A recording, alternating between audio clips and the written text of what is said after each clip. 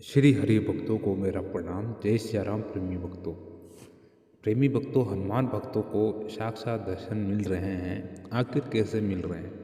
देखिए, हनुमान दर्शन तो हो जाते हैं और वो उन्हीं भक्तों को होते हैं जो राम के नाम को रट रट लगाए रहते हैं, प्रभु राम से मिलने की होड़ में चले चले जाते हैं।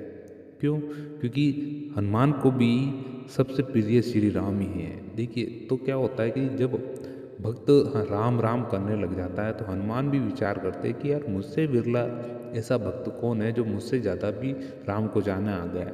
तो वो उसे देखने के लिए पहुंच जाते हैं और वे किसी न किसी रूप में प्रभु भक्तों को जरूर दर्शन देते हैं। जरूर दर्शन देते हैं। आप पहचान नहीं पाएंगे उस रूप में, मगर देते जरूर हैं।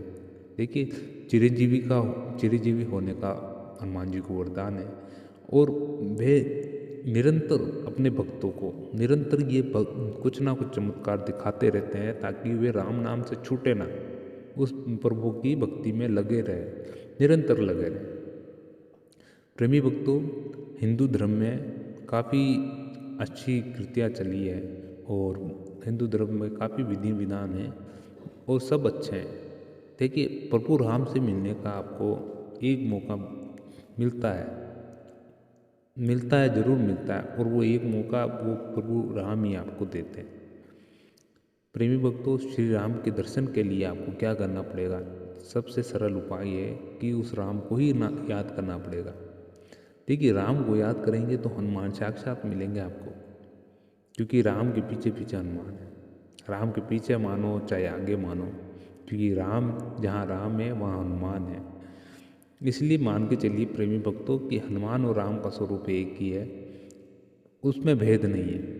क्योंकि जितने प्रिय हनुमान को माता सीता है, उससे ज़्यादा प्रिय हनुमान है, क्योंकि वो एक पुत्र की तरह, एक भक्त की तरह, उनकी साएं की तरह। जब भी उनका यहाँ त्रेता में हुआ था, जो भी अयोध्या कांड, रामायण हुई थी जितनी भी, तो हनुमान जी ने पूर्ण सहयोग दिया था अपनी ओर से, प्रभु राम को बहुत सहयोग दिया था। प्रेमी भक्तों, हनुमान दर्शन आपको स्वयं हनुमान ही देंगे, इसलिए कृपा बनाए रखें, उन के प्रति दृढ़ विश्वास रखें, प्रभु राम के प्रति दृढ़ विश्वास रखें, ब्रह्मचार्य का पालन करें।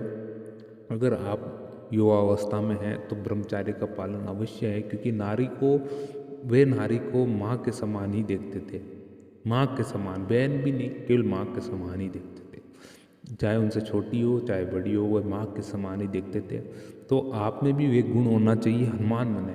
आप स्वयं हनुमान बनने की कोशिश करें, तब आपको हनुमान निरंतर मिल जाएंगे। स्वयं हनुमान बनने का इसका मतलब ये नहीं कि आपने भी कुछ हाथ में कुछ ले लिया, घोटा, पूंछ है नहीं मेरा, ऐसा नहीं। उनके गुणों द्वारा, गुण जब उनमें जो गुण हैं उन आपको तो क्या करना है उस देखिए, जो अच्छे पुरुष होते हैं, जो प्रभु होते हैं, तो उनमें क्या होता है कि मर्यादा पुरुषोत्तम राम, उनमें खासियत थी कि वे मर्यादा में रहते थे। हमेशा मर्यादा में रहकर ही कोई बात के तोल मोल के विचार करके ही कहते थे। हनुमान है, हनुमान भी भक्ति में निपुण थे। हनुमान भक्ति केवल राम नाम, सिर्फ राम नाम, उनकी भक्ति का अटूट जवाब कोई आज तक नहीं दे पाए। तो प्रेमी भक्तों, आप में ये गुण खोजना पड़ेगा और उनसे अर्जो एक तरह से वो गुण उठाकर आप में डालने पड़ेंगे। प्रभु हनुमान की भक्ति का गुण आपको स्वयं को लेना पड़ेगा, ये मान के चलिए। और दूसरी ओर प्रभु हनुमान की भक्ति हो गई और आपको प्रभु राम से मर्यादा पुरुषोत्तम और कृष्ण से देखिए थोड़ी सी चतुराई भरी नीतियाँ और कलयुग में जीने का रहस्य। तो ये आपको सब मिलाकर ऐसे कुछ आपको अपने आप में करना पड़ेगा, तब आप इस कलयुग में पार हो जाएंगे। और नाम आधारा है, सिर्फ नाम आधारा है कलयुग में, और कुछ नहीं है। जरूरी भी नहीं है। अगर आप पूजा पाठ में विश्वास ना करते हो, आप बोलते हो कि मैं दिया बत्ती धूप ध्यान नहीं करता हूँ, मत कीजिए। कोई प्रभु आके आपको कहते तो नहीं है कि मेरी ये करो, मेरे लिए ये चढ़ाओ, वो करो।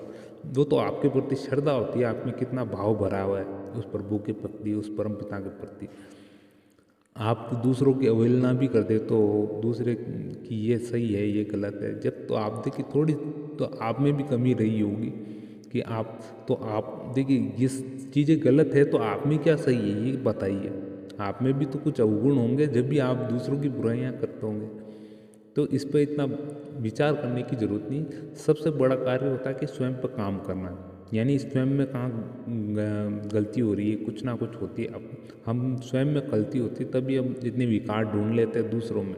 स्वयं में कभी विकार नहीं दिखता है कभी किसी को भी। इसलिए प्रेमी भक्तों अपने अंदर ही कुछ ना कुछ खोजने की कोशिश करिए और राम आपको स्वयं मिलेगा। ब्रह्म मुहूर्त में जाप करते रहिए और निरंतर जाप करते रहिए। अजपा जाप स्वयं चलता रहता है। अगर आप में उसमें थोड़ा माहिर माहिर हो गए तो आप में स्वयं प्रभु मिलेगा। आपको निरंतर जाप करते रहिए, स्वयं प्रभु मिलेगा। और प्रभु भक्ति का एक ही परिणाम होगा और बहुत ही अच्छा परिणाम होगा आपके लिए कि स्वयं आपको प्रभु मिलेंगे और मिलने आएंगे आपसे। और प्रेमी भक्तों, कलयुग में केवल नाम आधार है, फिर से कह रहा हूँ, नाम आधार है। और राम को जानो और सत्य पहचान लो कि राम राम दशरथ वाले नाम नहीं, उस परम पिता राम की नाम, उस नाम की बात कर रहा हूँ जो परम पिता है, जो परम पिता। अब हाँ, दशरथ वाले राम में भी हो सकती है, ये मान के चलिए, हाँ दशरथ वाले राम में पूरी रामायण रचित हुई, वे भी उत्तम है। उनके स्वरूप को याद करें, वो भी उत्तम है। मैं निराकार की बात कर रहा हूँ जो सृष्टि में है चारों तरफ, प्रभु राम।